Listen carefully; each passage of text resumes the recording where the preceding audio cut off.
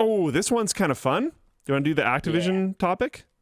Oh, sure. Anything that messes with cheaters Oh, this is is so good. super A-okay in my book. I see fake. I know you're sick, so I'm going to try to read most of the topics. I see fake people. Activision makes cheaters hallucinate. Call of Duty developers had introduced a new anti-cheat for Modern Warfare 2 and Warzone 2 that will introduce fake enemies called hallucinations that only cheaters can see. This is similar to previous anti-cheat methods from last year in COD Vanguard that rendered all legitimate players invisible to cheaters.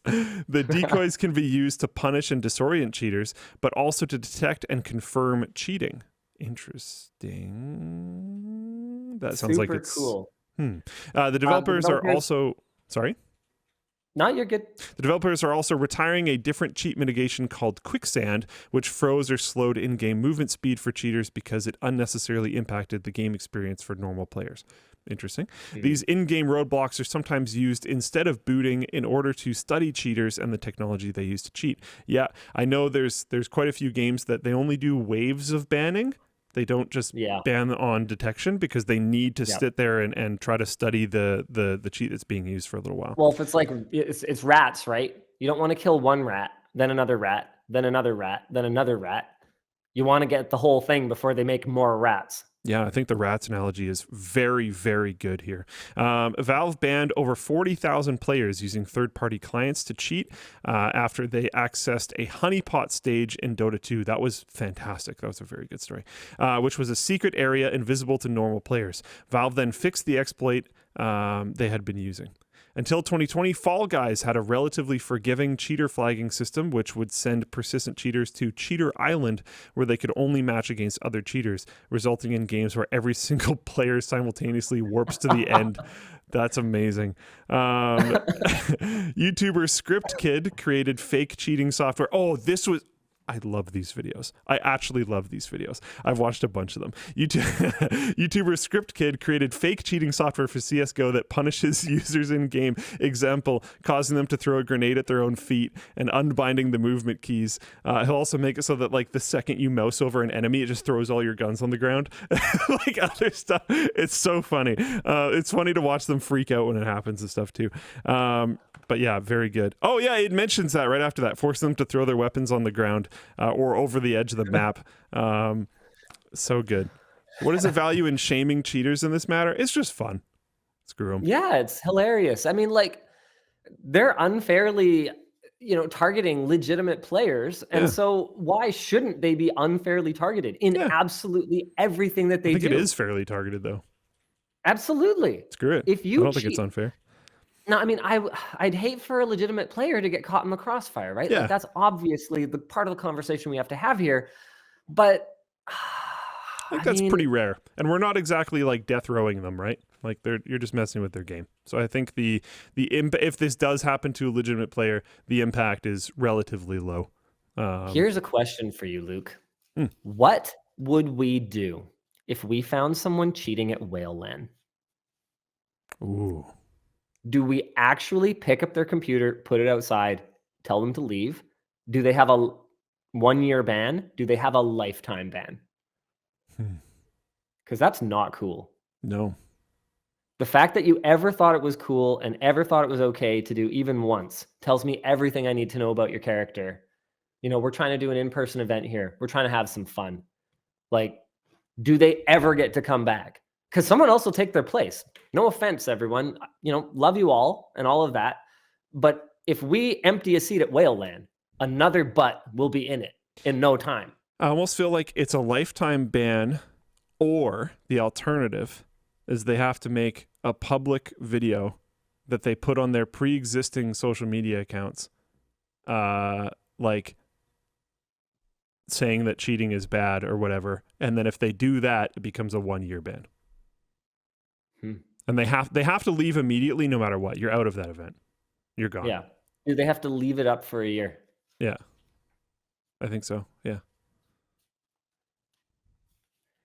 Yeah. Because like there's different levels to this, right? Like if I don't know. And I think it's unfair to determine for other people. But like if you're like 14 and you cheat in some video game, like that doesn't I don't know. Your moral compass isn't 100% set up yet. You might just be kind of messing around. Like you don't really know.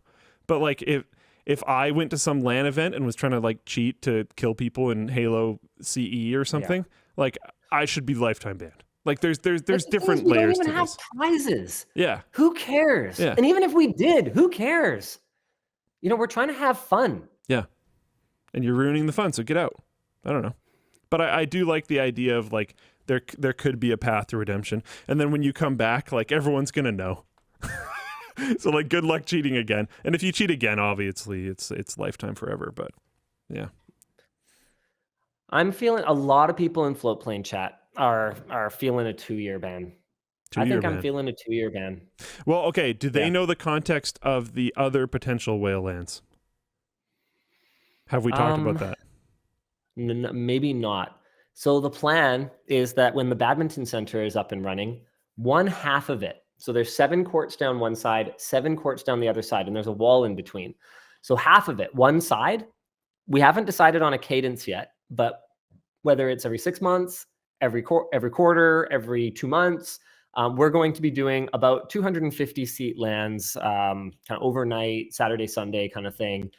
And just, putting together some for fun tournaments and ladders and kind of cool stuff like that. The idea is to make the events as kind of drag and drop as possible. So I told Chase, who's our events coordinator, the goal is 3 to 4 hours of rollout and roll back up and stuff into the corner. So nothing will leave the site.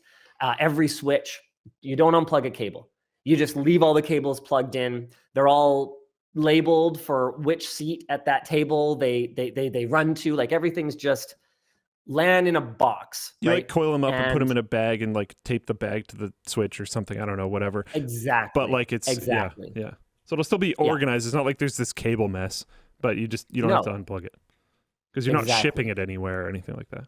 So the idea is that you would actually miss potentially somewhere between 2 to 4, 5, even 6 events if you were banned for a year. So with that in mind, I don't know, maybe a year is okay. And by a 1-year ban, to be clear, I didn't mean that you could come back to the next one. Like if you got banned at LTX 2023 for 1 year, I don't mean, okay, now you can come to 2024 because we didn't have any events. Like you'd be able to come to 2025. Okay.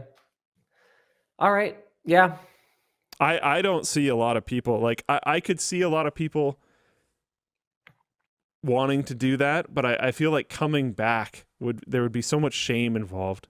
If you could get over it, I feel like people would be good sports about it, but I feel like a number of people wouldn't be able to get over it. And people are talking about like, okay, what if you're screen peeking? It's all context dependent, right?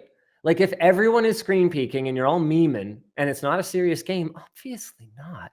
But if you are upsetting someone else, if you are degrading someone else's gaming experience, what the f are you doing here? Yeah. Just leave. Yeah. Immediately. There's just no question in my mind, right? Like it's not acceptable. There's a big difference between like horsing around with your friends. Like if I'm like bumping Linus's chair and like very obviously like looking at his screen and doing whatever, and we're both having a good time about it, that's completely fine. If you and your friends are doing the same thing, that's completely fine. If you're running some script that makes you better at the game and just making it unfun for other people, that's not cool. And if you're like playing in a tournament against someone else and you're unfairly using the position of your seat, like if they're the next row in front of you and you're seated so you could see their screen, if you like sat up more and we see you like doing this, we probably won't like kick you out immediately, but we'll tell you to stop. I think what, that's a really good point. I think the level of like insidiousness would have a big impact on how I'd feel about it. Yeah. Like if someone came in with cheats loaded into the firmware of their mouse or whatever. That's like what I was kind of talking about. Yeah. They're gone. Yeah. Because I can't trust them again. No. Whereas if they're like just goofing around and being an idiot and they do something stupid, we're not talking like premeditation, It's like your second and first degree murder difference, right? Yeah. At least if they peek at a screen, maybe it's a crime of passion. Yeah, like it was a moment of desperation. They're losing and they're like, oh god, the invasive thought took over a little bit too much. whatever. We can tell them to stop. If it's a tournament, people will be watching them anyways. We'll tell them to stop. If they don't stop, then we start getting actionable about it. If they do immediately stop, them and go like, oh yeah, sorry, that was stupid. It's like, okay, whatever. It's not great, I don't but want like, to babysit people. You know, I don't want to tell people twice. Yeah, I agree. I do agree. Anyway, all right, we can move on to our next topic.